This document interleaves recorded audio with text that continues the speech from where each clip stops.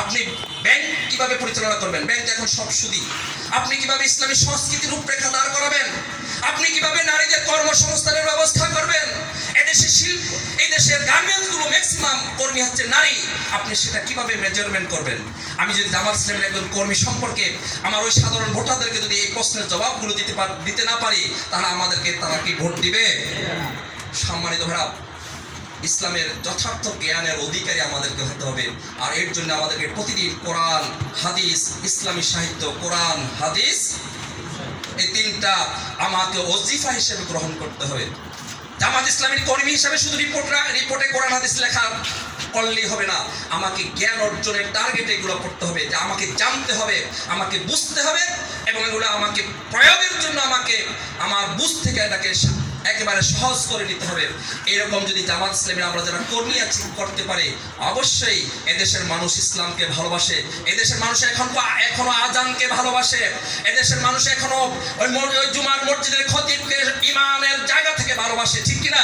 তাহলে এই মানুষগুলোকে যদি আমরা জ্ঞান দিয়ে মডিফাই করতে পারি, ইনশাআল্লাহ আগামী দিনে বিজয় আমাদের জন্য নিশ্চিত। দ্বিতীয় যে বিষয়টা আপনাদেরকে বলতে চাই, ইসলামের প্রতি অবিচল বিশ্বাস আমাদেরকে থাকতে হবে। অবিচল বিশ্বাস, যে বিশ্বাস থেকে আমাকে গুলি আসবে, আমাকে নাড়াতে পারবে না। আমার সামনে টাকার বান্ডিল আসবে, রাত্রির অন্ধকারে আমাকে পিস্তল ধরবে, রাত্রির অন্ধকারে আমাকে টাকার বান্ডিল দিয়ে বলবে তোমাকে এটা দিলাম, তুমি আগামীকাল ঘর থেকে বের হবে না, এটা নিয়ে শান্ত থাকবে। ওই মুহূর্তে যদি আমি বলি আমার ইমানটা হচ্ছে সবচেয়ে বড় সম্পদ, আমি তোমার টাকার কাছে বিক্রি যেতে পারি না, আমার ইমানটা হচ্ছে সবচেয়ে বড় সম্পদ, তোমার বুলেটের কাছে আমি পরাজিত হতে পারি না, আমি ইমান নিয়ে কবরে যেতে চাই, এরকম যদি ইমানের দাবিদার হতে চাই তাহলে হতে পারি, তাহলে আগামী দিনে বিজয় নিশ্চিত, ঠিক কিনা? এই জন্য আমাদেরকে ইসলামের প্রতি অবিচল বিশ্বাসের অধিকারী হতে হবে। আমাদেরকে কোনো কিছুই যেন টলাতে না পারে। সম্মানিত ভাইরা, 3 নম্বর বিষয় হচ্ছে চরিত্র কর্ম আমাদেরকে ঠিক করতে হবে। কথা কাজের ঘরমিল আমাদেরকে পরিহার করতে হবে। ইয়া আইয়ুহাল্লাযিনা আমানু লিমা তাকুলুনা মা লা তাফালুন কাউরা মাক্তান ইনদাল্লাহি আন তাকুলু মা লা তাফালুন। আমি বক্তৃতা দিলাম, কিন্তু আমার পারিবারিক জীবনে, আমার সামাজিক জীবনে, আমার কর্মজীবনে, আমার সালিশে আমি সেখানে স্বজনপ্রীতি করলাম, আমি পার্সিয়ালিটি করলাম, এমনটা যদি জামাত ইসলামীর কর্মী করে থাকে, আল্লাহর কসম খেয়ে বলি আপনার দ্বারাই জামাত ইসলামীর পতনের জন্য যথেষ্ট।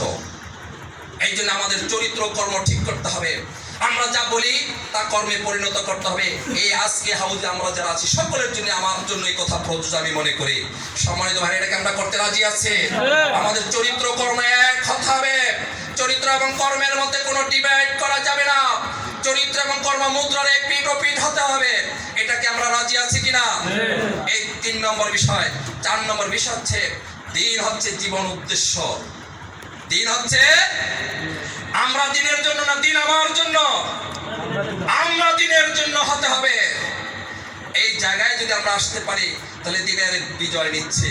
আর যদি কয় দিন আমার জন্য, আমি ঠেকে গেছি, একটু মাসালা কোনটা আছে দেখি, আমি এখানে আটকে গেছি, কিভাবে পার পাইতে পারি, ফতুয়া খুঁজি, আল্লাহে মুক্তি পাওয়া যাবে।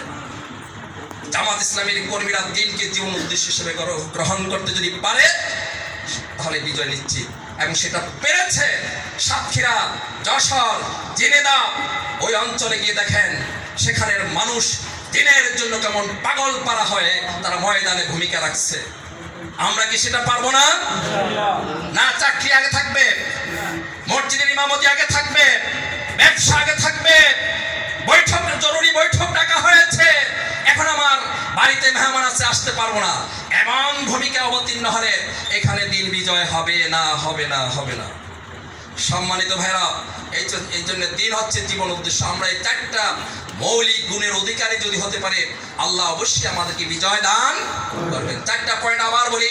আমাদেরকে ইসলামের যথার্থ জ্ঞান অর্জন করতে হবে, ফরজ, ওয়াজিব, কবিরা গুনাহ সম্পর্কে আমাদের ধারণা অর্জন করতে হবে। পারবো তো ইনশাআল্লাহ?